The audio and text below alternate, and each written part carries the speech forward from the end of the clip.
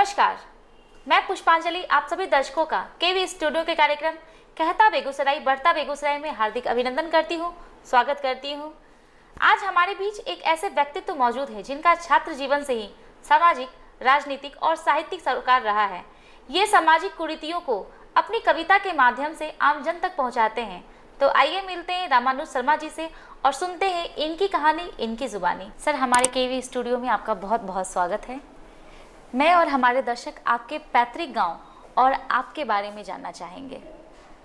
पहले तो सभी लोगों को अभिवादन जी। और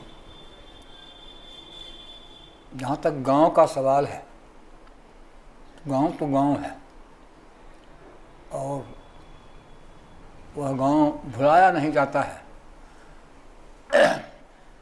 प्रमाण क्या दूँ, आज से 10 साल पहले 40वां बार बॉम्बे आने जाने का मौका लगा। वहाँ रहने का भी मौका मिलता था 6 महीनों से। जी।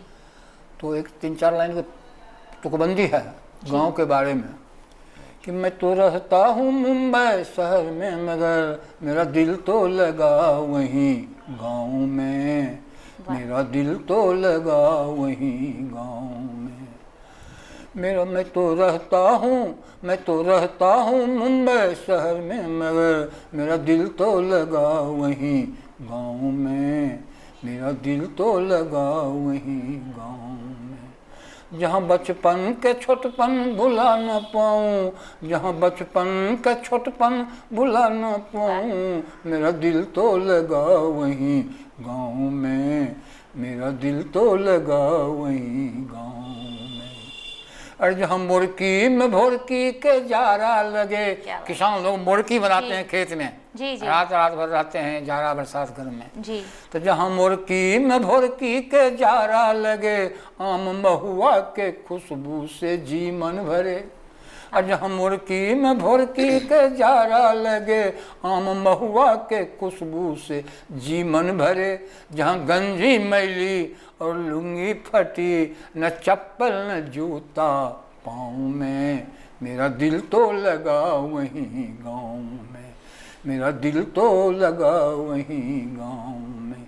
दिल लाया हूँ मुंबई शहर में, मगर मेरा दिल तो लगा वहीं गाँव में, मेरा दिल तो लगा वहीं गाँव में। दिल लाया हूँ मुंबई शहर में, मगर धड़कन छूट गई गाँव में। क्या बात, वाह वाह वाह वाह। बिल्कुल सर, बिल्कुल सही कहा आपने सर। आज भी गांव में ही हमारी जान बसती है। अगर स्वर्ग कहीं है तो गांव में ही है। सर, जहाँ तक मुझे पता है कि आप काफ़ी छोटी उम्र से तुकबंदी लिखनी शुरू की, तो मैं जानना चाहूँगी कि इसकी शुरुआत कब और कैसे हुई।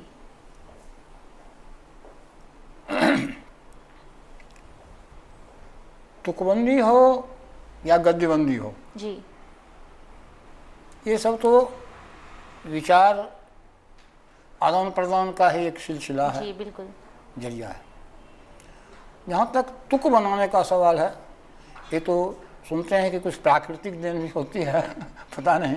जी जी। लेकिन शुरू में तुकबंदी का जहाँ तक सवाल है, लोग कहते हैं प्रतिक्रियावादी।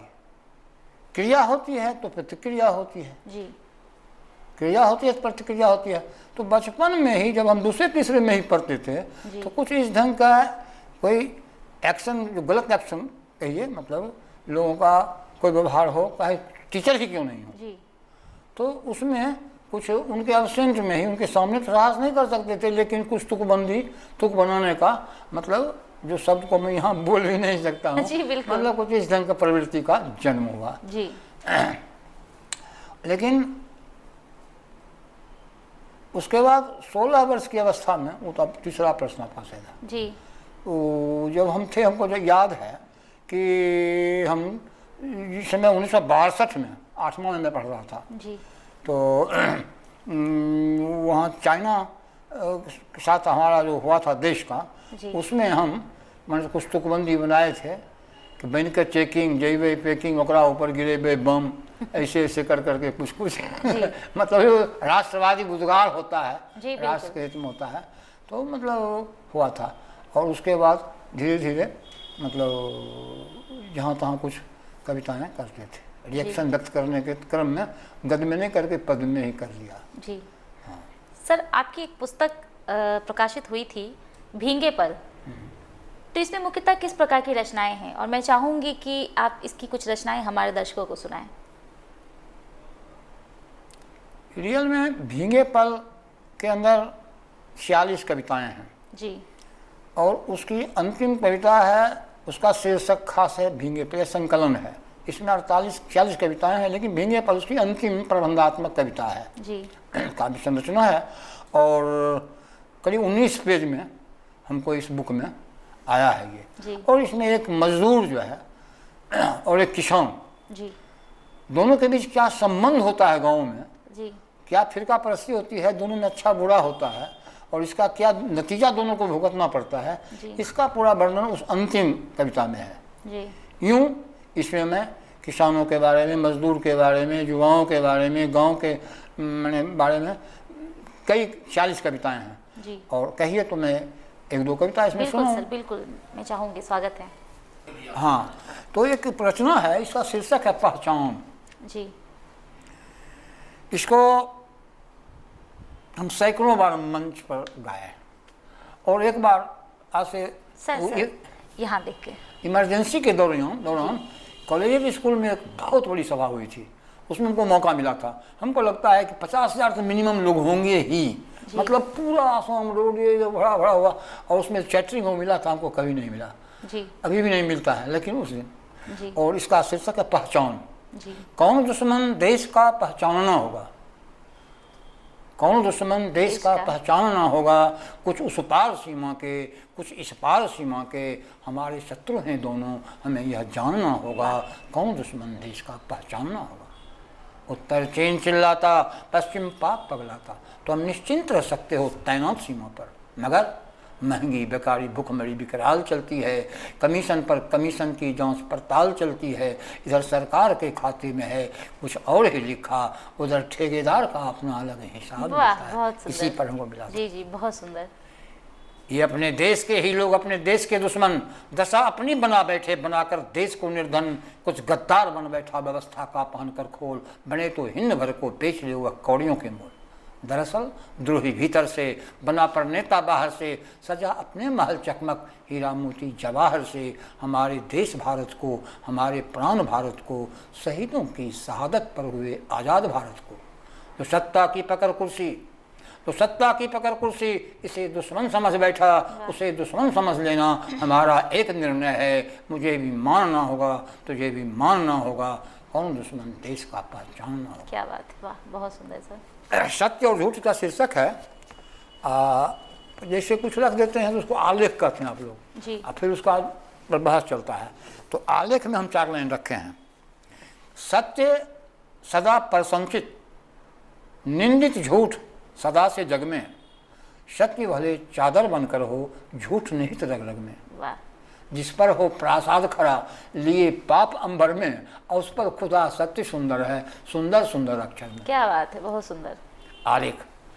अब सत्य और झूठ ये दोनों ही भाई में भिड़ंत हो गया है, जी, वार्ता चल रहा है नाटक की तरह। झूठ शुरू करता है, ये आलेख सुन करके झूठ कहता है, अरे जब ये कहता है कि उस पर खुदा सत्य सुंदर है, सुंदर सुंदर अक्षर में, सत्य का आलोचना हो गया। जी, झूठ कहता है चुप चुप चुप किया गान गा रहा, यह जग फिर सुन लेगा, कभी कभी उपयोगी मुझको अनगिनत गालियां देगा, मैं सच में पर्दा नसीन, पर्दा पसंद सर्वव्यापी, यह कहना मुश्किल हो जाता, कौन पुण्य जयी कौन पापी। वाह, वाह, अब सत्य कहता है बस बस बस, अब अधिक बोल मत कर बातें भरकर, मैं न सहूँगा तू रह जग में ऐसी बातें सह सह कर, सबने सदा सर्वदा सादर सत्य की सराहना की। क्या बात है।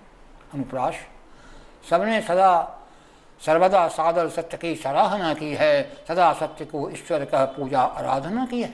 उस पर सीता कसी आज की तूने अंगुली उठाकर, जिसके पूजक वेद उपनिषद महामुनि पर ऋषिवर, कौन तुम्हारा प्रस्तावक और कौन समर्थक होगा, मेरी तुलना में तेरा हर कथन निरर्थक होगा। फिर झूठ कहता है सच कहते हो, सभी समर्थक तेरे ही इस जग में, मेरे सहोदर मैं रहता हूँ उनके हर पग पग में, जी जान से सभी प्यार करते मुझको अंदर से, कर मेरा उपयोग दुरुपयोग यह मानव बंदर से। सत्य गुरु क्या, सत्य धर्म क्या, एकलव्य ही जाना, धर्म युद्ध का स्वाद वीर अभिमन्यु ने पहचाना। मैं कहता हूँ जोर जोर से सब मेरे अवलंबी, निज को बतलाते महान कर बातें लंबी लंबी, होते हैं वे ही महान जिनका महान भाषण हो, ढेर समर्थक मिल जाते फिर उनका ही शासन हो। अरे इस युग की क्या बात कर रहा, अरे इस युग की क्या बात कर रहा, धर्म दृष्टि क्या था, अश्वत्थामा हतो न रावा कुंजरो कौन कहा था, कौन है जिसने क्षण भर भी मुझको ना गले लगाया। झूठ कहता है कि कौन है जिसने क्षण भर भी मुझको ना गले लगाया, मन चाहा फल मेरे बल पर किसे नहीं मिल पाया, सुख समृद्धि सम्मान मिला करते हैं मेरे बल पर, झूठ झूठ में झूठ रहा करता हूँ हर भाषण पर, अगर मगर लेकिन परंतु अपितु किंतु के स्वर में वास किया करता हूँ प्रायः वाक्य निपुण के घर में। वाह। फिर अब सत्य कहता है, अरे अरे अब बंद करो, तुम क्या बकबका रहे हो, ऐसी तैसी बातें कह मुझको अकचका रहे हो, क्या अब तक मैं भ्रम में भूला बंदी सोच, क्या अब तक मैं भ्रम में भूला यहाँ घूमता भ्रम में, बनकर शासन का गुलाम बंदी शोषण चक्कर में। नहीं नहीं, तुम जो कहते हो काफ़ी घटा बढ़ाकर, काफ़ी जन कुछ आपको पाता यहाँ सत्य को पाकर। न्यायाधीश अपने समक्ष सत्य की शपथ दिलाता, न्यायाधीश अपने समक्ष सत्य की शपथ दिलाता, इन सुजनों की झूठी निंदा करते न शर्म किया था। फिर झूठ कहता है, अरे पूछो पूछो अधिवक्ताओं से, साफ साफ कहते हैं हम भी तो कहीं दूर नहीं इस जग में ही रहते हैं, हम करते हैं चीफ गिरा हुआ विधान के बस है, अरे रोटियों का चक्कर सारा संसार भी बस है, यहाँ घूस की सुनवाई घूसखोर किया करता है, यहाँ घूस की सुनवाई घूसखोर किया करता है, यह सब सर्वविदित सुव्यवस्थित यही सांसारिकता है, मेरे बल पर घायल पर दफा 211, आक्रामक आज़ादी यहाँ उसके तो पौवारा। बात गजब की यहाँ सुनोगे, फेरता सत्य का माला, तोड़ रहा है शांत सदन का वही चुरा कर ताला। क्या बात, बहुत सुंदर। फिर सत्य कहता है, नहीं नहीं मैं फिर कहता हूँ देख सत्य प्रदर्शन, किसने श्रद्धालु जान मग्न हो करते माल्या अर्पण उन शहीद के स्मारक पर जो प्रतीक हैं सच के, तो सलामी उन चरणों में गान गान रच के, गीत गान रच के, ये नेतागण अफसरान और श्रेष्ठ धनी भू पर के, ये नेतागण अफसरान और श्रेष्ठ धनी भू पर के, दर्शाते श्रद्धा क्या अपनी मातृबोल से छल से। और लास्ट में कहता है झूठ, अरे अरे क्या ठास, इसमें क्या विस्मय है जी, धोखा ढोंग ठगी का इनमें क्या ना अधिक विलय है, जिन तोपों से इन शहीद की निर्मम हत्या की जाती, वही सलामी न स्मारक पर तान तान कर छाती, ये करते माल्यार्पण जब भीड़ जुटी रहती है, ये करते माल्यार्पण जब भीड़ जुटी रहती है, फोटोग्राफर पत्रकार के आगे तनी भीड़ जुटी है। वाह, बहुत सुंदर पंक्ति, बहुत सुंदर रचनाएं सर। अभी बातों बातों में किसान की बात चली, तो आप भी एक किसान हैं, तो आपको किसानों के दर्द के बारे में ज़्यादा समझ होगा, तो क्या आपने किसान के दर्द को भी एक कविता के रूप में बयां किया है? अगर बयां किया है तो मैं चाहूँगी कि हमारे दर्शकों को सुनाएं। किसान जो खेत को कमाता कोड़ता है, फसल को बोता है, काटता है, वो किसान है। जी बिल्कुल। ऐसे हम लोग जिनके पास 10-20 बीघा जमीन 50 बीघा होता है उसी को किसान कहते आए हैं, और खेत मजदूर जो रियल में किसान हैं उनको हम लोग किसान कहते नहीं हैं, लेकिन दोनों तो किसान ही हैं, कम बेसी करके, ग्रेड का अंतर है लेकिन हैं। और इनके लिए मैंने अपने राजनीतिक जीवन में दल के साथ और फिर अपने गांव में भी आंदोलन वगैरह भी किए हैं जी। किसानों के मजदूरी के सवाल पर, खेत के मजदूरों के मजदूरी के सवाल पर लंबा मतलब आंदोलन किए हैं अपने गांव में, और मतलब मजदूर और किसान एक दूसरे का अपना अपना स्वार्थ पर थोड़ा टकराव की आशंका थी, लेकिन धीरे धीरे कुछ ना कुछ गलत नहीं हुआ, लेकिन संघर्ष तो हुआ। खैर, जहाँ तक कविता का सवाल है, आंदोलन के अलावा किसानों पर मैंने कविता भी लिखी है जी, कविता नहीं कविता और भींगे फल ये 1979 में छपी थी जी। और यह किताब एक कविता है, उसका शीर्षक है मरमर ए। मरमर ए। किसान मजदूर की जो हालत है वैसा शीर्षक मतलब देना पड़ा जी। प्रश्न है कि क्या कृषक वर्ग वस्तुतः बेचारा फिरता बन बन मारा मारा, टकराता कभी पहाड़ों से, लड़ जाता कभी दहारों से, पर पेट नहीं भर पाता है, मन भरुआ कभी अनाजों से, है तंग तो तिकरमबाजों से, नेता अफसर लफाजों से, मजदूर वर्ग का दर्द कौन इस जग में सुनने वाला है। आंतों में आंतें सटा सटा जल भुन कर रहने वाला है। देखो देखो देखो देखो, जितनी भी फसलें हरी हरी पैदा करता है यही वर्ग, करके अपनी मेहनत बिगड़ी। पर न्याय जगत का कैसा है, इसमें बस इतना पैसा है कि मेहनत का फल इतना फलता, खाद से नहीं वह चल सकता। जितने भी महल चमकते हैं सच एक स्वर में कह सकते हैं, इसने ही इन्हें बनाया है जिनमें न कभी रह पाया है। जी। यह कैसा विषय निराला है, कोई मंत्री का साला है, चकमक पेट इम्पाला है, और मरमर मजदूरों की कोई नहीं सुनने वाला है। वाह, बहुत सुंदर वास्तविक रचना। बिल्कुल सर। सर, जहाँ तक मुझे पता है कि आप अपनी रचनाओं को पंपलेट और हैंडबिल के माध्यम से लोगों तक पहुँचाते हैं, तो इसके पीछे के क्या वजह हैं? इसका एक साधारण वजह है जी। सीधा, और भी कुछ कुछ है ही जी। लेकिन मूल ये है, और ख़ास करके जब कोई कुछ करता है, जी। कोई कुछ लिखता है, साहित्यकार साहित्य रचना करता है, जी। तो उसकी ख्वाहिश होती है कि हम इसको लोगों में भी परोसें। बिल्कुल। लेकिन कहने के लिए जो भी हो, हमारे यहाँ जो व्यवस्था है वह अपने ढंग का है, जिससे हम थोड़ा अवगत ही नहीं प्रभावित भी हैं। जी। प्राय हमने देखा कि हम रचना रचे, लेकिन इसके विज्ञापन का, इसका मतलब प्रचार का, इसको लोगों के तक पहुंचाने का हमारे पास कोई मतलब जरिया नहीं है। जी। अखबार पत्रिका को भेजा, वो छापा नहीं छापा, कोई दया हुआ किया, बहुत आगे पीछे किए, बहुत उसका अथी किए, तो जाकर एकाओ कभी छाप दिया। तो इसलिए हमारे मन में हुआ कि क्यों नहीं, मैं जितना दायरा में हूँ, मैं छोटा टॉर्च हूँ तो छोटी ही रोशनी करूँगा, लेकिन रोशनी तो करूँगा। जी। और इसलिए मैंने निर्णय लिया कि अब मैं जो कुछ भी छपाऊँगा 1000 छपाऊँगा कम से कम। जी। 1 लाख तो नहीं छपा सकता, 10 लाख नहीं छपा सकता, 1000 हम छपाएंगे जैसे भी हो, और उसके लिए हम 1000 लोगों को अपने हाथ से देंगे। जी। और आपको जानकारी होनी चाहिए कि करीब 10-11 वर्ष से करीब 125 बार, 125 बार हम पंपलेट 1 पेज, 2 पेज, 4 पेज, जी, 8 पेज, जी, अभी आपको दिए हैं अरब की आवाज़ 8 पेज।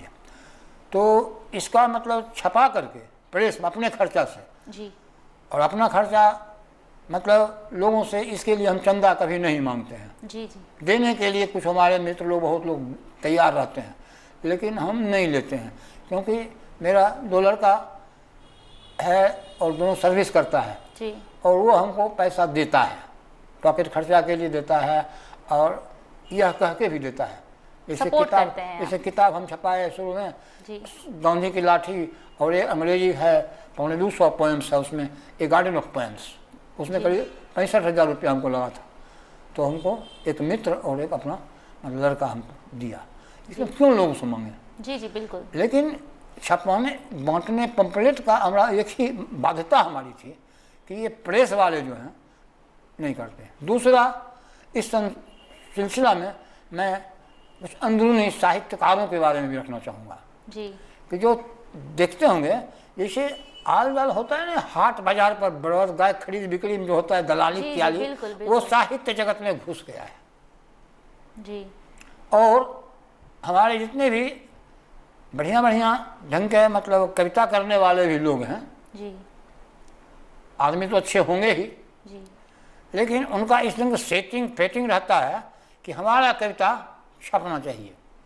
जी, बुला लेगा आपको, 3-4 को फोटो खींचेगा, आपकी तरफ भी खींचेगा, आपको कहेगा मुँह ऐसे कीजिए, अपने सिखाए हुए वाले को कहेगा, कैमरा वाला को, है इनको इंग्लिश लो, झूठ है वो फरे है, वो आपका नहीं फोटो खिंचाएगा, फोटो खिंचाएगा उसका। जी, बिल्कुल। तो हम अपने आप पर निर्भर हो करके कि ताकि हमारी कविता भी मतलब जैसे तैसे नहीं बह जाए, लोगों तक पहुँचे, इसलिए हम 1000 कविता, जिसमें करीब 400 हम आज 10 साल से कचहरी बेगूसराय में बांट रहे हैं। जी, अभी बेगूसराय जाएंगे तो कचहरी में मैंने क्या ढंग से होता है वो हम यहाँ नहीं कहना चाहेंगे। जी, और बिल्कुल। मैंने भाव जागृत होता है, कभी जी बहुत दिन के बाद आए, आते नहीं है, इससे वैसे जी। वगैरह करते हैं।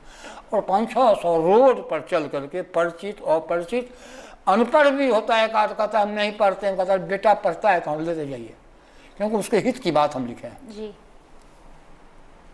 इसलिए यही मुख्य प्रेरणा हुई, और कोई खास कारण नहीं है। जी। यहाँ के लोगों तक जो कोई हमको चाहता है कि मैं प्रेस वाला नहीं, एक बार प्रेस पर जाकर मैंने कहा कि आप क्या पूछते हैं कि आप छापेंगे तो हम कभी बनेंगे, नहीं, हम आम लोगों में रहेंगे तो हम कभी बनेंगे, आपके क्या बात है कि कभी होने से रोक दीजिएगा। मैंने इस ढंग आगे बढ़िए। जी सर, अभी तक आपने कुल कितनी पुस्तकों की रचना की है? प्रथम कविता तो यही संकलन भींगे पल जी। और अंतिम में वो है अरब की आवाज़। अरब की आवाज़, हाँ जी। वो 200 लाइन की कविता है उसमें, जी। एक ही है, हालांकि संकलन के रूप में है उसमें, लेकिन एक उसका अलग खास करके है ना। जी। वो कविता 200 पंक्ति का है, और सबसे पहली कविता है भींगे पल। जी। और बीच में 6 और करीब, मतलब मोटी तो नहीं कही, लेकिन फिर भी जैसे अब 100-150 पेज का हो जाए जी। जी तो बिल्कुल। उसको तो मोटी ही कहेंगे हम। जी। तो ऐसा है गांधी की लाठी एक संकलन है, ये भींगे पल है, एक गार्डन ऑफ पेन्स है। 2010 में दिल्ली में लोकसभा में जो मतलब पक्ष विपक्ष में जो 21 दिन बंद रहा था, उसमें एक मतलब करीब 200-300 लाइन के है, उसका छोटा आईना बड़ा मुआयना, उस मैंने अच्छी का नाम है कविता का। जी। छोटा आईना बड़ा मुआयना, और संपड़क राजक दोनों को शुद्ध करने की कोशिश की है। क्या पूछा फिर से? सर वो हम पूछे थे कि आपने कितनी पुस्तकों की रचना की, वो आप जवाब तो उसमें अंग्रेजी का भी एक लिखे हैं, एक गार्डन ऑफ पोएम्स। जी। उसमें 175 कविताएं हैं। जी, वाह। और उसके बाद पंचसृष्टि 5 कविता है, 10 दृष्टि एक गद्य का है। जी। मतलब वो विभिन्न विधा में 10 को गद्य कहानी भी है, विचारधारात्मक भी है, माने इस ढंग की भी है। जी। करीब 8 पुस्तक पुस्तिका हम लिखे हैं। वाह सर, ये तो थी साहित्यिक बातें। अब राजनीतिक मुद्दों पे आए तो अभी तक आपने, अब तक के जीवन में आपने 3 पार्टियां बदली हैं। हाँ। 3 पार्टियों में सक्रिय कार्यकर्ता के रूप में रहे और बदले भी हैं, तो पार्टियों को बदलने के पीछे का क्या कारण था? ऐसा कुछ नहीं है, लेकिन हम 3 पार्टी में रहे हैं। संयुक्त सोशलिस्ट पार्टी में रहे, डॉक्टर लोहिया की पार्टी में, CPI में रहे 3 साल करीब, उसमें दोनों में रहे। और फिर बाद में इंडियन पीपुल्स फ्रंट, जो आज माले के रूप में मतलब नया एडिशन चला है, तो उसमें हम 8-9 साल रहे। और वहाँ हम जिला मंत्री भी करीब 4 साल रहे। वाह। और छोड़ भी दिए वहाँ। जहाँ तक पार्टी बदलने का सवाल है, तो उसमें हमको ये कहने में कोई हर्ज नहीं है कि मतलब वहाँ जो चाहिए था, जिसलिए हम गए थे, वो नहीं मिला। जैसे 1967 का उदाहरण मैं देता हूँ, जिसमें महामाया मुख्यमंत्री थे, जी। जिसमें मतलब कि जो BP मंडल का नाम सुने होंगे, BP मंडल हरियारी सरकार, शोषित दल की सरकार बना लिए। लोहिया जी पैर पड़ते रह गए कि मत तोड़ो सरकार, नहीं बात माने। जी। तो उसमें संयुक्त सोशलिस्ट पार्टी के प्रधान रूप से सदस्य थे पार्टी में। लेकिन जब आया बटाईदारी बिल का सवाल, तो संयुक्त सोशलिस्ट पार्टी में वही जो समाजवादी लोग थे, हमारे BP मंडल या वगैरह लोग जो थे, ये लोहिया जी की बात भी नहीं माने और तोड़ दिया संगठन मुख्यमंत्री बनने के लिए। जी। तो उस पार्टी में रह के क्या करूं, मैं चला आया CPI में। फिर वहाँ भी इसी ढंग का कुछ अनुभव हुआ। फिर चला आया मैंने इंडियन पीपुल्स फ्रंट में। लेकिन इंडियन पीपुल्स फ्रंट में काम करने के बाद वहाँ भी कुछ इस ढंग की स्थिति ही थी। जी। लेकिन मूल बात यहाँ ईमानदारी बात यही है कि मैं कुछ अपने परिवार के प्रति मुखातिब हो गया। जी। बाल बच्चा के प्रति मतलब नहीं कुछ कर सके। जी। और वो सब जवान हो चुका था, पढ़ने की व्यवस्था नहीं। बाप दादा का जो था इधर उधर संपत्ति थोड़ा इधर उधर हो गया, मतलब इसलिए परिवार के मोह में, लेकिन राजनीतिक सामाजिक और जनता काम हम कभी नहीं छोड़े। हमरा आम लोगों से लगाव सब दिन रहा। जी बिल्कुल। सर, आपका राजनीतिक, साहित्यिक और सामाजिक सरोकार रहा है, तो समाज के किन मुद्दों को लेकर आपने आवाज़ उठाई है? देखिए, ऐसे कोई मैं व्यक्तिगत कोई सवाल उठा करके कोई ऐसा आंदोलन किया हूँ या सोचा हूँ किया हूँ, ऐसा कुछ नहीं है खास। जी लेकिन जनपक्षीय जो वातावरण होता है, जो दल होते हैं, जो लगता है हमको, जी। वो संगठन होते हैं, और उनमें जो आम लोगों का जो डिमांड है, ज़रूरत है, उसके पक्ष में हम होने के लिए हमेशा मतलब तैयार रहे हैं। जी और एक बार भूल गया, बीच में हम 7-8 साल तक इसको भी सपोर्ट किया, आम आदमी पार्टी का। जी लेकिन वर्तमान में हम किसी पार्टी के सदस्य नहीं। नहीं है। बचपन से ही जिस समाज परिवार में पले, जी गांव में पले, हमने बहुत सारे विभेद भी देखे, प्रेम भी देखे और विभेद भी देखे। विभेद में जहाँ तक सवाल है कि विषमता, आर्थिक विषमता, और उसके बाद मतलब जातीय विषमता, सांप्रदायिक विषमता, जी ये जो हम देखे, इस देख करके हमारा मन इसके विरोध में भिन्न आ गया। और हम शुरू से ही जी हम कहते हैं विभिन्न पार्टियों को, आज भी जो हमारे साथी हैं, प्रेम भाव है, ऐसा नहीं है सब झंझट है, लड़ाई है, जी कि कहते हैं कि आप लोग हमको नहीं सिखाए, हमको तो गांव सिखाया, बिल्कुल। हमको तो हमारे घर के लोग सिखाए, परिस्थिति। चाहे एक्शन से सीखे हम, रिएक्शन से सीखे हम। जी बिल्कुल। अलगे रहो, अलगे रहो, अलगे रहो, क्या है, अलगे रहो, अलगे रहो। और मैंने जात पर एक कविता इसी उद्देश्य से मैंने लिखी थी जी और सुनाता। बिल्कुल, स्वागत है सर आपका। जात जात का जपन आज भी घर घर में होता है, वाह। जात बोझ से दवा दवा लब पर जात लिए ढोता है। यह गाँव का देश के गाँव में कुछ बात अजब है, भिन्न भिन्न जातियाँ यहाँ और भिन्न भिन्न मजहब है। वाह। जात और मजहब का झगड़ा जितना जोर पकड़ता, दिखला सकती नहीं हवा भी उतनी सी तत्परता। क्या बात है कौन जाति प्रेमी वह जिसको जात फिक्र है, हो कोई तो आगे बढ़ कह दो मुझको जात फिक्र है स्वागत सौभार तुझे निश्चय मेरा प्रियवर हो, जात जात बदजात स्वार्थ करता से तो बेहतर हो। क्या बात है। तुम हिंदू बनकर हिंदू हित का सच्चा अन्वेषक, तुम मुस्लिम बनकर मुस्लिम हित का सच्चा अन्वेषक, और कोई जाति के अगर तुम्हें हित चिंतक, तुम्हें तुझे उदार चेता की संज्ञा देता बेशक, पर तुम तो निस्वार्थ के बस हो, जात जात गाते हो, अपना उल्लू सीधा करने जात समीप आते हो। देखो देखो सामने देखो, देखो ध्यान लगाकर, इतर जात से मिलता है वह पटना दिल्ली जाकर, पर तुझ पर पाबंदी रखता जात विधान बताकर, कारण तुम सीधा निर्धन हो वह तुमसे ताकतवर। वाह। अपने ही जाति का आदमी जी वहाँ जाके सब जात मिलेगा, यहाँ हम लोगों को कहेगा है टोके लक्ष्मी घुसा है, बोले रहती फलना से। तथाकथित हिंदू मुस्लिम में नहीं जात झंझट है, अवसरवादी कर्णधार की करनी का चितपट है, हर जन आदिवासी की हालत है काफ़ी बदतर, यह समाज इनके आगे हो जाता पुण्य निरुत्तर।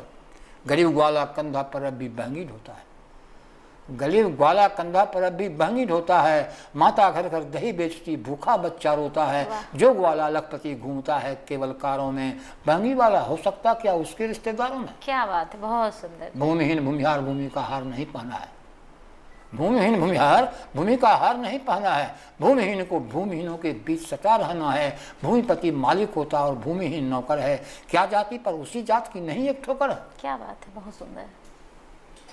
बिल्कुल। राजपूत जब दीनपूत के लिए उपाधि भुक्खर, व्यवहार में दीनपूत है जी। राजपूत जब दीनपूत के लिए उपाधि भुक्खर, प्रथम उपाधि भिक्षाटन पर जाता को कैसे सुख कर। तो जात झूठ है, एक जलील है, एक बंधन है, अपने ही को आप जलाने का ईंधन है, मात जात से आती है पर जीत नहीं होती है, नफरत पैदा होती है पर प्रीत नहीं होती है। वाह, बहुत ही सुंदर रचना, बहुत ही वास्तविक रचना है सर।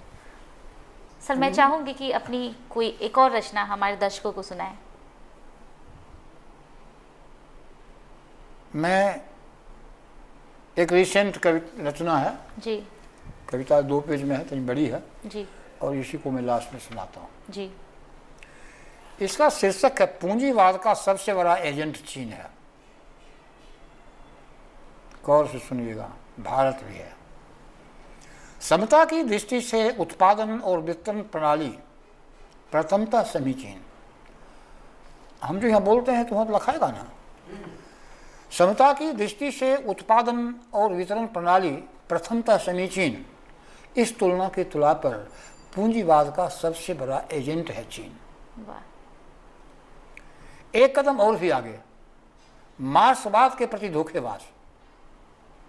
दिखता था भक भक कल, दिख रहा पुनः भी आज। व्यक्तिवाचक नाम गुणवाचक नहीं होता, इसे समझना होगा। पता नहीं जनतंत्र और समाजवाद कहाँ स्वयं कथित कुछ होगा। साम्यवाद का मोहरा पर दोहरा रूप समझ नहीं आता, और पूंजीवाद का डिगडिगा व्यवहारतः वह निर्लज्ज बजाता। हो सकता मुंह छोटा मेरा लेकिन कलम बड़ी है जी। हो सकता मुंह छोटा मेरा लेकिन कलम बड़ी है। समय सही जो बतलाती है, सचमुच घड़ी वही है। वाह। बरसों बरस बहुतों पहले अखबार में मैंने पढ़ा था, बेटी की शादी में चीन में 800 करोड़ का दहेज चढ़ा था, लेकिन तब विश्वास हुआ नहीं। हो सकता प्रोपगंडा पूंजीवादी। जी। मगर कुछ वर्षों पहले ही अखबार ने एक और ही खबर पढ़ा दी। विश्व स्तरीय आर्थिक विश्लेषण में एक चीनी धनवान नंबर 2, विश्व स्तरीय आर्थिक विश्लेषण में एक चीनी धनवान नंबर 2, और उस नंबर में अंबानी 7वां। अब एशिया में नंबर पहला जनतांत्रिक भारतीय धनी जो। वाह। वो साम्यवादी, ये जनतांत्रिक। जरा ठहर कर यहाँ सोचना हो जाता आवश्यक, जरा ठहर कर यहाँ सोचना हो जाता आवश्यक। जनतांत्रिक या साम्यवादी मान लेना गलत ही होगा बेशक। भारत हो या चीन या अन्य कोई, धन की होती सीमा, आम अवाम धनहीन और असीम धन खास खास के जिम्मा। उत्पादन और वितरण प्रणाली में संभवतः समता का बंटाढार, भले कोई जनतांत्रिक या समाजवादी ही कह ले, बिल्कुल ही निराधार। न भारत जनतांत्रिक है और न चीन साम्यवादी है। जी बिल्कुल। भले कोई जनतांत्रिक या समाजवादी ही कह ले, बिल्कुल निराधार। समतावादी संविधान का भारत में घर घर पूरा हल्ला, झूठ मूठ प्रचारित सर्वोदय, संपूर्ण क्रांति या सबका विकास व्यवहारतः लल्ला। मीडिया, मीडिया एक सौदा बाजार में जिसका सत्ता सबसे बड़ा क्रेता, जैसे चुनाव में जीत कर कहता चुना हुआ मैं नेता। चीन में कम्युनिज्म कह रहा केंद्रता मुख्य है फंडा, पद का पेटेंट करा फहराएगा 10-20 वर्षों तक साम्यवाद का झंडा। मांस का मतलब कतई मार काट नहीं होता, उत्पादक मजदूर किसान का वितरण में समुचित हिस्सा होता। दया दान अनुदान अनिश्चित निश्चित केवल ही हक, दया दान अनुदान अनिश्चित निश्चित केवल ही हक। जनतंत्र या साम्यतंत्र में लागू करना अनिवार्य, न कि सिर्फ आवश्यक। मार्क्सवाद का मूल मंत्र प्रथमतः समता आधारित मानवता, धन असीम का मालिक कोई न, फलस्वरूप स्वतः खत्म अति विषमता। ऐसी मान्यताओं पर व्यवहारतः न आधारित भारत या चीन का शासन। कि मार्क्सवाद का मूल मंत्र प्रथमतः समता आधारित मानवता, धन असीम का मालिक कोई न, फलस्वरूप स्वतः खत्म अति विषमता। ऐसी मान्यताओं पर आधारित न भारत या चीन का शासन, वैश्वीकरण और उदारीकरण की नींव पर आरूढ़ दोनों सिंहासन। वाह, बहुत सुंदर। अमेरिका के पीछे दोनों हैं। जी। अड़ोस पड़ोस के देशों पर यदा कदा कर कब्जा, डर है उन्हें दिखाकर चीनी रुतबा का केवल जज्बा। नेहरू काल में भारत की 38,000 वर्ग किलोमीटर जमीन हड़पना, चिंतातुर नेहरू जी का मरना। क्या मार्क्स या मार्क्सवाद का ऐसा ही था घिनौना और सात्विक सपना? वर्तमान में बार बार या 5 बार चीन की यात्रा पीएम ने हमेशा सफल बताया। एकमुश्त उस धरती की वापसी के लिए क्या चर्चा चीन से कभी नहीं सुन पाया। ऐसी हरकत शुरू से चीन का, पर भारत आ झूम के झूला झूला। क्या यही कूटनीतिकता हमारी? विदेश नीति का सुंदर फॉर्मूला। पुनः एलएसी पर जबरन कब्जा, 20 भारतीय सेना ने दी अपनी जवानी, कब्जा चीन ने नहीं किया, अंडरलाइन, और चीनी सेना नहीं हट रही, अंडरलाइन। दोहरी कैसी जुबानी? कब्जा चीन ने नहीं किया, चीनी सेना नहीं हट रही, दोहरी कैसी जुबानी?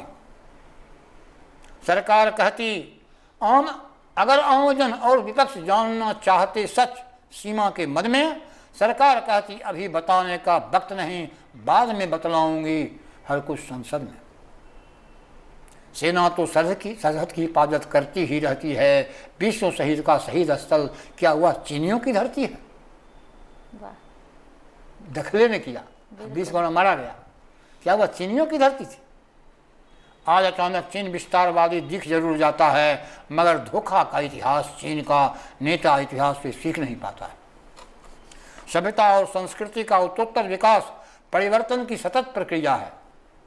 सतत विकास की प्रक्रिया अनुरोध और प्रतिरोध की सुक्रिया है। चित्रपट का प्रारूप परस्पर एकता और संघर्ष की नीति ने हमें दिया है। हार जीत कोई पड़ाव नहीं, सतत संघर्ष की सतत प्रक्रिया है।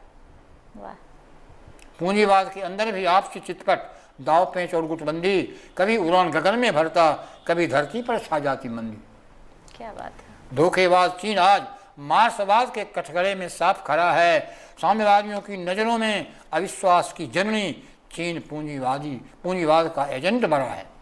यूं तो पूंजीवाद से होड़ में साम्यवाद पिछड़ गया लगता है, तभी तो पूंजीवादी हठात कि मार्क्सवाद धरती से उखड़ गया है। मार्क्सवाद जातीय, सांप्रदायिक या क्षेत्रीय उन्माद नहीं। अपना कमेंट देते हैं। जी जी बिल्कुल। मार्क्सवाद जातीय, सांप्रदायिक या क्षेत्रीय उन्माद नहीं, संभव समता पर आधारित विचारधारा है, जिसके साथ विश्व स्तर पर व्यापक हकदार सर्वहारा है। वाह, बहुत सुंदर पंक्ति। जिसे हारने को हथकड़ियाँ केवल और जीतने को सारी दुनिया, बदलाव अवश्यम भावी है, यह जान रही है दुनिया। अंततो गत्वा कोरोना का होना चीनी दबंगता नहीं, दिल दिमाग विहीन दानवता। बिल्कुल। अंततो गत्वा कोरोना का होना चीनी दबंगता नहीं, दिल दिमाग विहीन दानवता।